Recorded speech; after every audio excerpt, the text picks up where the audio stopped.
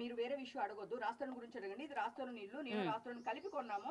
ఏదైనా ఇష్యూ అన్నప్పుడు మీరు చాలా మంది రాష్ట్రానికి ఎఫైర్స్ తో ఉన్నాయి, చాలా మంది నన్ను కొనడానికి ట్రై చేశారు, మధ్యలో మాట్లాడుతున్నారు. హర్యానా పేరే గానీ, మీరు హెబ్బా పటేల్ పేరే గానీ, వీళ్ళతో లవ్ అఫైర్ ఉన్నాయి, హర్యానాతో ప్రెగ్నెన్సీ తీయించారు, ఇది అన్ని మాట్లాడారు కదా. మీరు దీనికి మీరు ఏమన్నా అవన్నీ నేను కూడా విన్నవే కదండి. ప్రూఫ్స్ ఆడియో రికార్డింగ్ మీకు పంపించాను, అది వినండి. అది స్వయంగా నాతో మాట్లాడిందే. అది ఎందుకు మాట్లాడింది అన్నది మీరు రాస్తారని అడగండి. రాస్తారని పిలిపిద్దాము. రాస్తారు వాళ్ళ ఫ్రెండ్ అక్కడే ఉన్నారు, కేర్ టేకర్.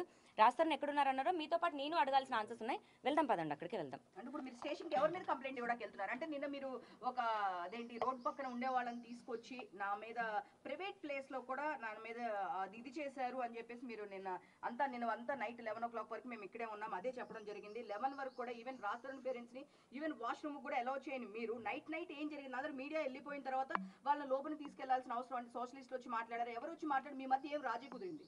ఏమీ రాజీ కుదరలేదు. ఇంత కాంట్రవర్సీ జరుగుతున్న దాంట్లోని రాత్రి అందరు వెళ్ళిపోయాక కొంచెం ప్రశాంతత ఇది కుదిరింది. నేను ఇక్కడ కూర్చున్నాను, వాళ్ళు అక్కడ కూర్చున్నారు. ఒకసారి మొహాలు చూసుకున్నాము. ఆంటీ దగ్గరికి వెళ్ళి నేను ఆంటీతో ఏంటంటే దేనికోసం ఇదంతా, నేను మీ కూతురులా కనిపించలేదా అని అడిగాను. ఆవిడ కొంచెం కంటతడి పెట్టుకుంది. నాకు ఒక ఎమోషనల్ కనెక్ట్ అయింది. ఫస్ట్ పదండి లోపలికి వెళ్ళి మాట్లాడుకుందామని లోపలికి వెళ్ళి మాట్లాడుకున్నాం. ఈలోపు పోలీసులు వచ్చారు. పోలీసులు ఆ కేర్ టేకర్కి అంటే నాకేం జరిగింది, ఇప్పుడు ఇలాంటి టైంలో లోపలికి వస్తే అంటే ఫస్ట్ వెళ్ళిపోమని అన్నారు. సరే సార్ నేను లోపలికి తీసుకెళ్తా అంటే, నువ్వు లోపలికి తీసుకెళ్తాంటే మాకేం ప్రాబ్లం లేదని ఎస్ఐ గారు అన్నారు. మేము లోపలికి వచ్చాము. అక్కడే చెప్పారు, ఇప్పుడు ఆమె నుంచి మీకేం జరిగినా మీ నుంచి ఆమెకేం జరిగిన ఇద్దరికి ప్రాబ్లమే కదా, మీరేం కొట్టుకోకండి అని. మేమేం కొట్టుకోమన్నాము. వాళ్ళకు కేర్ టేకర్ని కావాలంటే కేర్ టేకర్ని పెట్టారు. ఆ కేర్ టేకర్ కాకుండా లోపలికి ఎవరు రావడానికి వీలు లేదు, మిగతాది ఏమైనా ప్రాబ్లం ఉంటే మీరు పోలీస్ స్టేషన్కి వచ్చి కంప్లైంట్ ఇవ్వండి అని ఎస్ఐ గారు చెప్పడం జరిగింది. అది ఆయన అటు వెళ్ళగానే రాత్రి ఇంకొక అతన్ని తీసుకొచ్చారు. పోలీసు వాళ్ళు ఒక అతన్ని పంపించేశారు, తరిమేశారు. ఇక సోషల్ యాక్టివిస్ట్ ఫీమేల్ని పంపించేశారు. ఇప్పుడు మళ్ళీ ఇంకెవరో అదే కేర్ టేకర్ ఎవరో మనుషులు తెప్పిస్తున్నారు. అట్లీస్ట్ గైడ్ లైన్స్ ఫాలో అవ్వండి వాళ్ళు. మీరు ఒక్కసారి అదే క్వశ్చన్స్ వాళ్ళని అడగండి. వాళ్ళు తిండి కోసం తెచ్చుకున్నారు, అదే అండి తిండి కోసం తెచ్చుకున్నారు, ఇది తెచ్చుకున్నారంటే ఇప్పుడు స్విగ్గీ ఉన్నాయి, స్విగ్గీ పెట్టుకుంటున్నారు ఆల్రెడీ. స్విగ్గీ పర్మిషన్ ఉంటుంది, అన్నోన్ పర్సన్ పర్మిషన్ ఎలా ఉంటుంది? ఒకవేళ వాళ్ళు తీసుకొని వస్తే మీ ప్రాబ్లం ఏంటి? అటాక్ నా పైన కదా జరిగింది. మీ ఇంటికి మీకు అటాక్ జరిగినప్పుడు మీకు ప్రాబ్లం తెలుస్తుంది. ప్రాణదాడి నా పైన. మీరు పోలీసులు అడగలేదా కనీసం? వాళ్ళ వైపు నుంచి ప్రొటెక్షన్ అడగలేదు, మీరు అడిగే ప్రయత్నం చేయలేదా? పోలీసులకి వెళ్ళడానికి అండి ఇప్పుడు కూడా ప్రయత్నము. ఇప్పుడు వెళ్తుంటేనే గ్రూప్ ఎదురైంది.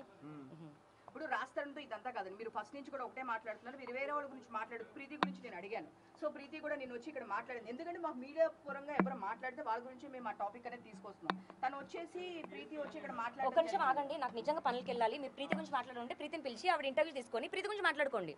లేదు వీళ్ళందరూ వచ్చి ఇక్కడ ఎందుకు ఇష్యూ? ఇప్పుడు మీ ఇద్దరు మధ్య మీరు ఎన్నిసార్లు ప్రీతి గురించి అడుగుతున్నారు? మీరు దగ్గర ప్రీతి దగ్గర అమరుపోయారా? మీరు అడిగితే మీరు ఎలా ఉంటుంది, మీకు ఎలా ఉంటుంది? ఎక్కడ ప్లేస్ లో ఉంది? ఎందుకు నేను పిలిచానా?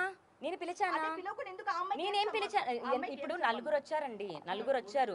మీరు ఇదే క్వశ్చన్ రాస్తారు వాళ్ళ పేరెంట్స్ కి, అమ్మాయికి ఏం సంబంధం ఎందుకుంది, 10 సంవత్సరాలు ఎందుకుందని అడిగారా? సంబంధం లేని ఒక ప్రీతి వచ్చి అడుగుతుంటే నన్ను అడుగుతున్నారు మీరు.